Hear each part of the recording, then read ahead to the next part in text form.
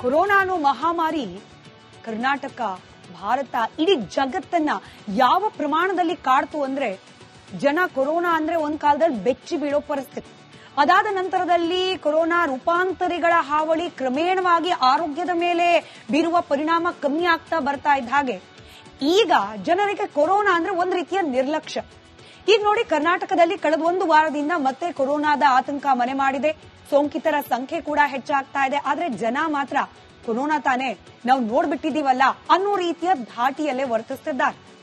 ಆದ್ರೆ ಈ ಬಾರಿ ಬಂದಿರುವ ಕೊರೋನಾದ ರೂಪಾಂತರಿ ಆರೋಗ್ಯದ ಮೇಲೆ ಹೆಚ್ಚಿನ ಪರಿಣಾಮ ಬೀರೋದಿಲ್ಲ ಅನ್ನೋ ಅಭಯವನ್ನ ವಿಜ್ಞಾನಿಗಳು ಹಾಗೆ ವೈದ್ಯ ಲೋಕ ಕೊಟ್ಟಿದ್ರು ಕೂಡ ಇಮ್ಯುನಿಟಿ ಪವರ್ ಕಮ್ಮಿ ಇರುವವರಿಗೆ, ವೃದ್ಧರು, ಗರ್ಭಿಣಿಯರು ಹಾಗೆ ಪುಟ್ಟ ಮಕ್ಕಳ ಆರೋಗ್ಯದ ಮೇಲೆ ಇದು ಆತಂಕಕ್ಕೆ ಈಡು ಮಾಡಬಲ್ಲ ಪರಿಣಾಮವನ್ನ ಬೀರುತ್ತೆ ಅನ್ನೋ ಮೆಸೇಜ್ ಅನ್ನ ಕೂಡ ವೈದ್ಯಕೀಯ ಲೋಕ ಪಾಸ್ ಮಾಡಿದೆ.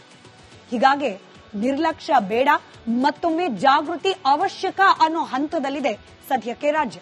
ಕರ್ನಾಟಕದಲ್ಲಿ ಇವತ್ತು ಕೂಡ ಕೊರೋನಾ ಕೇಸ್ನಲ್ಲಿ ಹೆಚ್ಚಳವೇ ಆಗಿದೆ. ಅದರಲ್ಲೂ ಬೆಂಗಳೂರಿನಲ್ಲಿ ಹೊಸ ಕೇಸ್ಗಳ ಸಂಖ್ಯೆ ಏರಿಕೆ ಆಗ್ತಲೇ ಇದೆ. ಮತ್ತೆ ಮಾಸ್ಕ್ ಧರಿಸುವ ಯುಗ ಆರಂಭ ಆಗೋ ಎಲ್ಲ ಸಾಧ್ಯತೆಗಳು ಕಂಡು ಬರ್ತಾ ಇದೆ. ರಿಪಬ್ಲಿಕ್ ಕನ್ನಡ ಹೆದರಿಸ್ತಿಲ್ಲ, ಬದಲಾಗಿ ಅರಿವನ್ನ ಮೂಡಿಸೋ ಕಾರ್ಯ ಮಾಡ್ತಾ ಇದೆ. ಹೀಗಾಗಿ ಇವತ್ತಿನ ಕೊರೋನಾ ಅಪ್ಡೇಟ್ ಒಂದು ವರದಿ ನಿಮ್ಮ ಮುಂದೆ.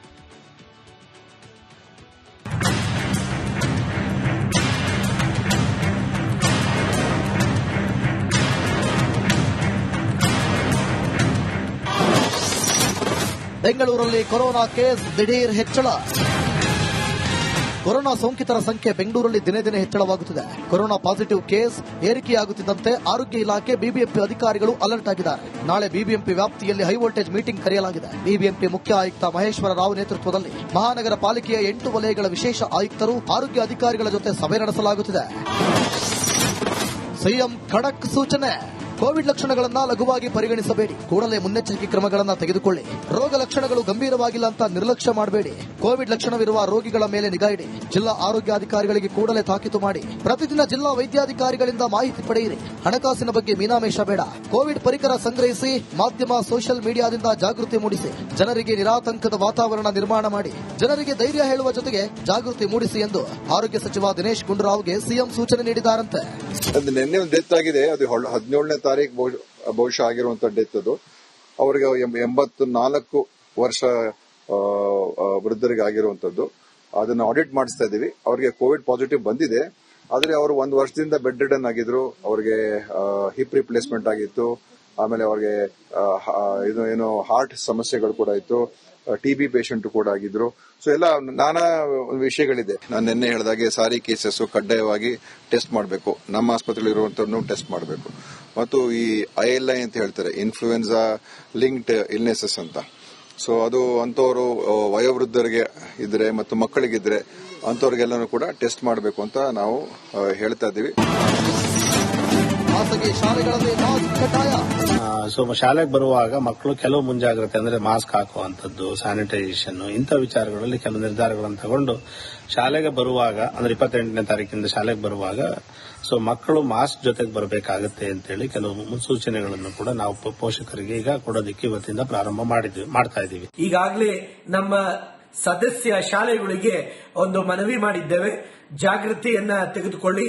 ಯಾವುದೇ ಮಕ್ಕಳಿಗೆ ಜ್ವರ ಅಥವಾ ಕೆಮ್ಮು, ನೆಗಡಿ ಕಂಡು ಬಂದಲ್ಲಿ ಅವರನ್ನ ಐಸೋಲೇಟ್ ಮಾಡೋದು, ಮತ್ತೆ ಪಾಲಕ ಪೋಷಕರಿಗೂ ಕೂಡ ಅಷ್ಟೇ ಜವಾಬ್ದಾರಿ ಇರುತ್ತೆ. ತಮ್ಮ ಮನೆಯಲ್ಲಿ ಇಂಥ ಯಾವುದೇ ಸಿಂಪ್ಟಮ್ಸ್ ಬಂದರೂ ಕೂಡ ಅವರನ್ನ ಶಾಲೆಗೆ ಕಳಿಸಬಾರದು. ಬಿಬಿಎಂಪಿ ಆಸ್ಪತ್ರೆಗೆ ಬರುವ ಗರ್ಭಿಣಿಯರ ಮೇಲೆ ಹೆಚ್ಚಿನ ನಿಗಾ ಇಡಬೇಕು. ಕೆಮ್ಮು, ನೆಗಡಿ, ಜ್ವರ ಕಂಡು ಬಂದರೆ ತಕ್ಷಣ ಚಿಕಿತ್ಸೆಯ ವ್ಯವಸ್ಥೆ ಮಾಡಬೇಕು. ಟೆಸ್ಟಿಂಗ್, ಬೆಡ್ ಕಾದಿರಿಸುವಿಕೆ ಬಗ್ಗೆ ಮುಂಜಾಗ್ರತಾ ಕ್ರಮ ಕೈಗೊಳ್ಳಬೇಕು ಎಂದು ಸೂಚಿಸಲಾಗಿದೆ. ಇನ್ನು ನಾಳೆಯ ಸಭೆ ಬಳಿಕ ಜನನಿಬಿಡ ಪ್ರದೇಶ, ಮೆಟ್ರೋ ಬಸ್ ಪ್ರಯಾಣಿಕರಿಗೆ ಮಾಸ್ಕ್ ಕಡ್ಡಾಯ ಮಾಡುವ ಸಾಧ್ಯತೆ ಇದೆ. Bureau report, republic Kannada.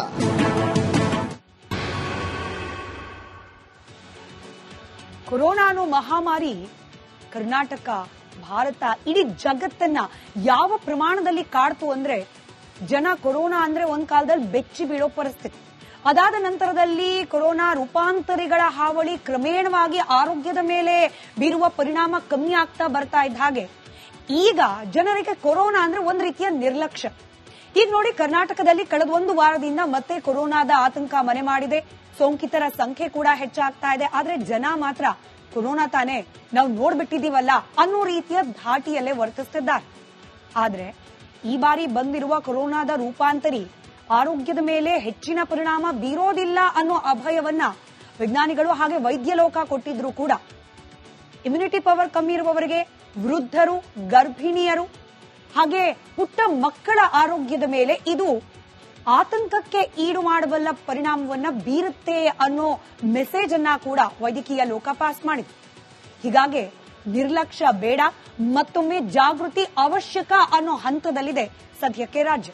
ಕರ್ನಾಟಕದಲ್ಲಿ ಇವತ್ತು ಕೂಡ ಕೊರೋನಾ ಕೇಸ್ನಲ್ಲಿ ಹೆಚ್ಚಳವೇ ಆಗಿದೆ. ಅದರಲ್ಲೂ ಬೆಂಗಳೂರಿನಲ್ಲಿ ಹೊಸ ಕೇಸ್ಗಳ ಸಂಖ್ಯೆ ಏರಿಕೆ ಆಗ್ತಲೇ ಇದೆ. ಮತ್ತೆ ಮಾಸ್ಕ್ ಧರಿಸುವ ಯುಗ ಆರಂಭ ಆಗೋ ಎಲ್ಲ ಸಾಧ್ಯತೆಗಳು ಕಂಡು ಬರ್ತಾ ಇದೆ. ರಿಪಬ್ಲಿಕ್ ಕನ್ನಡ ಹೆದರಿಸ್ತಿಲ್ಲ, ಬದಲಾಗಿ ಅರಿವನ್ನ ಮೂಡಿಸೋ ಕಾರ್ಯ ಮಾಡ್ತಾ ಇದೆ. ಹೀಗಾಗಿ ಇವತ್ತಿನ ಕೊರೋನಾ ಅಪ್ಡೇಟ್ ಒಂದು ವರದಿ ನಿಮ್ಮ ಮುಂದೆ.